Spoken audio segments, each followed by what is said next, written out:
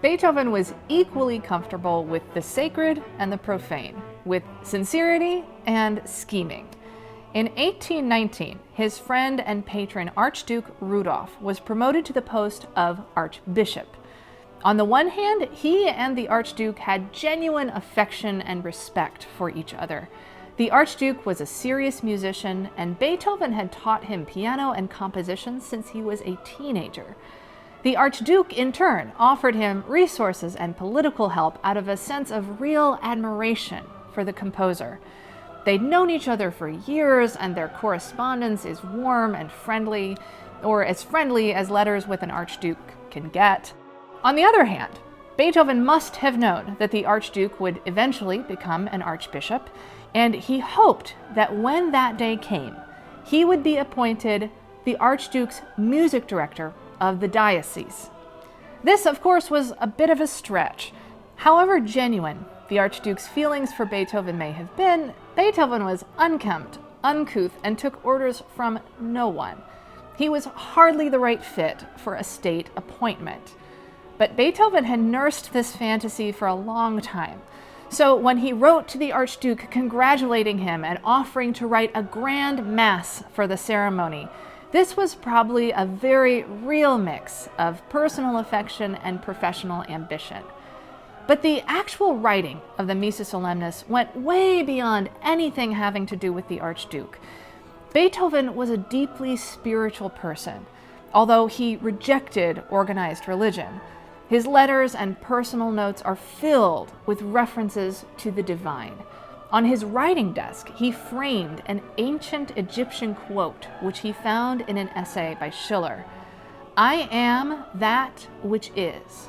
I am all. What is, what was, what will be. No mortal man has ever lifted my veil." Beethoven's sense of spirituality was vast, mysterious, and far beyond the confines of a single spiritual tradition. He was nearing the end of his life.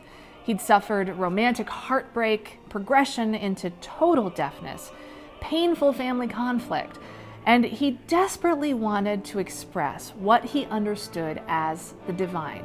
He wrote to the Archduke, "My primary goal in composing this grand mass was to awaken and permanently instill religious feelings in both the singers and listeners." And the expressive vehicle that was available to him was a mass for the installation of an archbishop. So that's what he writes, a Christian mass. But you get the impression that that form is just barely able to hold what Beethoven is trying to say. It's a container that almost breaks under the weight of the expression. At an hour and 20 minutes, it would be impossible to use in a real liturgical setting. And he stretches the singers and the orchestra to their limits. Beethoven conducted the first performance of the work in Vienna, despite the fact that he was totally deaf, and the singers begged him to change their parts. There were notes that they simply couldn't sing. They were out of their vocal range. But Beethoven refused to make changes, so the singers had their own solution. Anton Schindler reported, "The result of this obstinacy was that the soloists and members of the chorus made their own simplifications. When they could not reach the high notes as written, the sopranos simply did not sing. And in any case, the composer, though he was standing in the midst of the ensemble, could hear nothing that was going on." But on concert night, there was something very different that Beethoven couldn't hear: wild applause. Movements of the Missa Solemnis were premiered in Vienna along with the Ninth Symphony, and at the end of the performance, Beethoven stood with his back to the audience.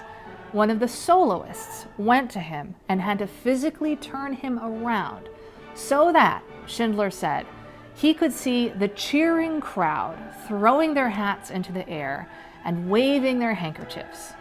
Of course, there was no cheering crowd at the Archduke's installation mass. Beethoven, as usual, overpromised. It took him 3 years to write the Missa Solemnis, and by then the Archduke's big day was long gone.